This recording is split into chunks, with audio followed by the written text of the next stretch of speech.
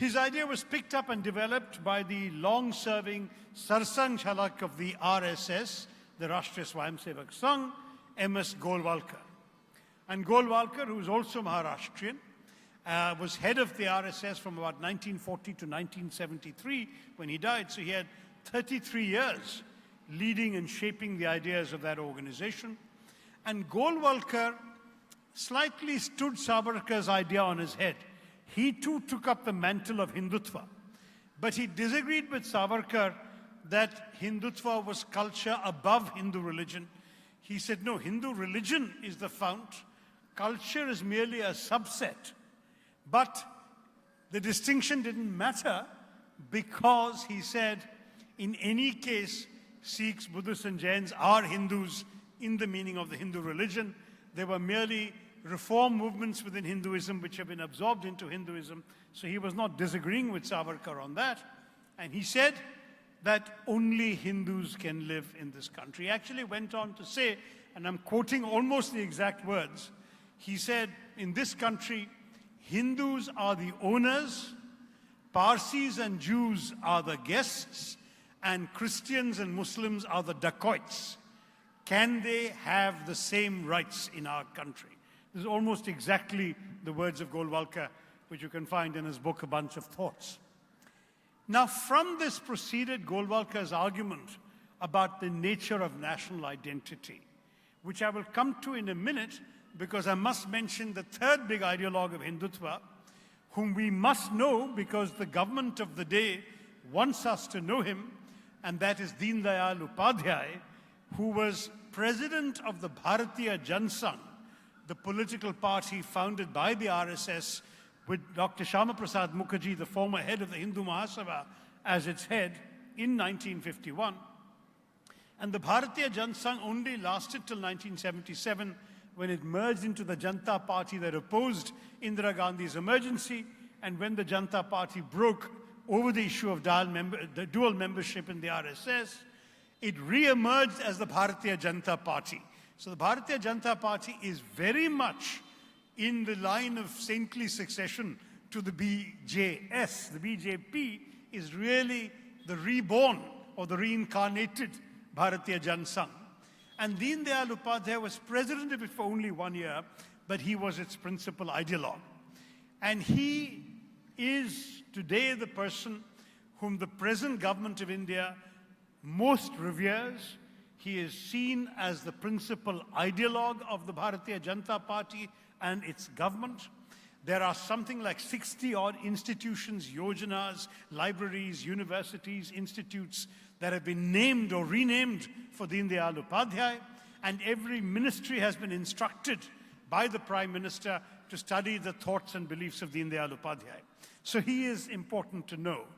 He came up with a very interesting philosophy called integral humanism, which is profoundly based on the core ideas of Hinduism, particularly the notion of the Purusharthas, that all Hindus have to search for 4 things in life: Kama or love, Artha, material well-being, Dharma, religion, right conduct, faith, and so on, and ultimately Moksha or salvation.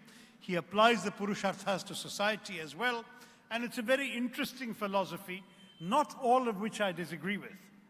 But there is a fundamental problem that Deen Dayal Upadhyay shares with M.S. Golwalkar, and that is on the question of national identity.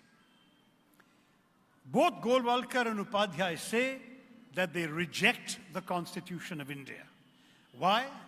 Well, they both say it's a westernized document full of borrowed foreign ideas from the West, written by Anglophile lawyers in the wrong language, English, and therefore should be rejected, but that's not their only or even their most important argument.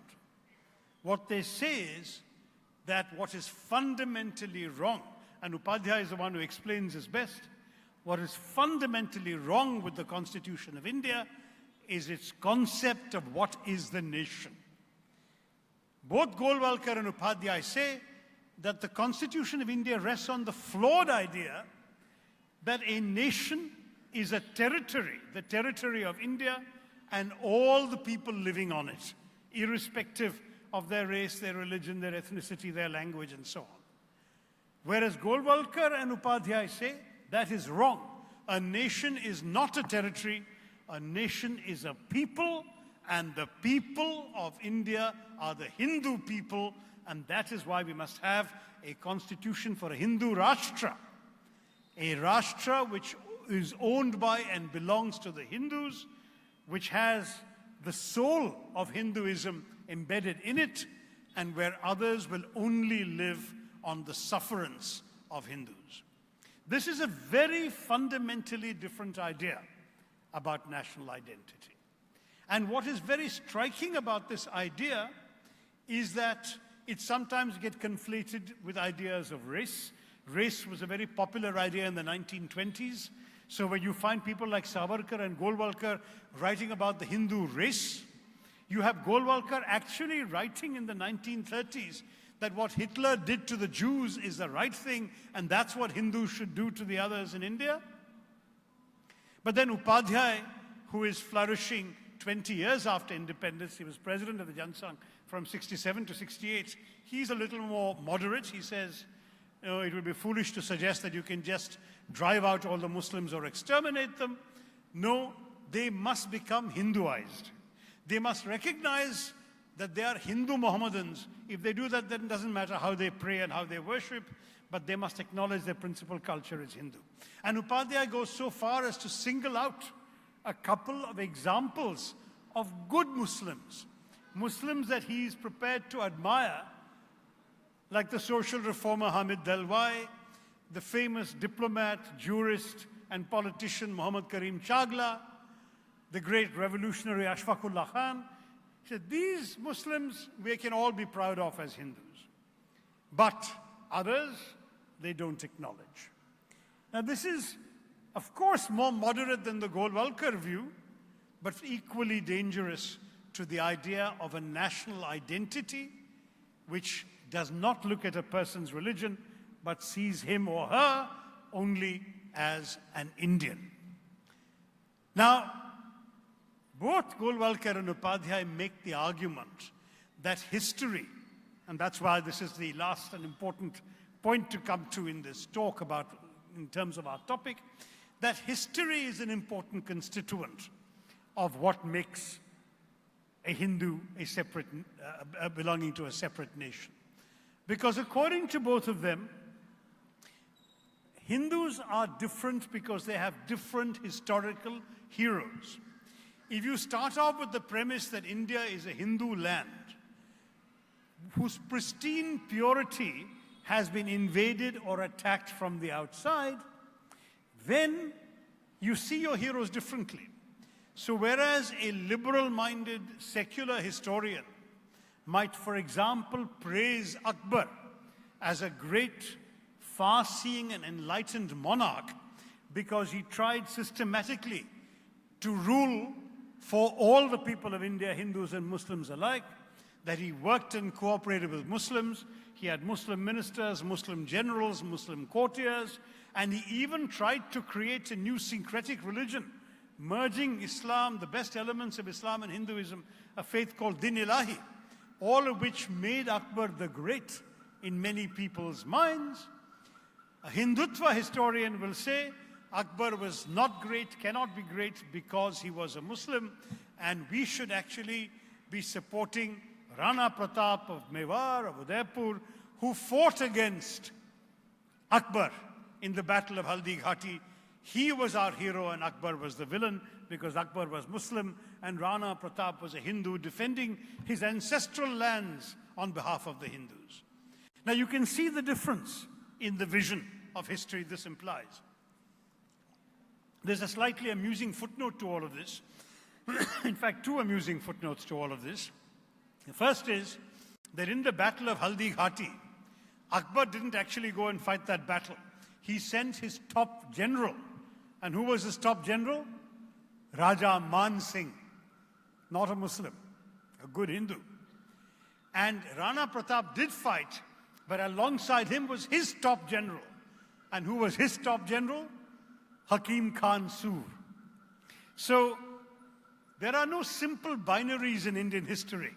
between Hindus as the defenders and Muslims as the aggressors. You had Muslims on all sides. Shivaji had Muslim artillery captains in his army. Aurangzeb, universally reviled as the most bigoted and Islamist of the Mughal emperors, had Hindu generals fighting on his side.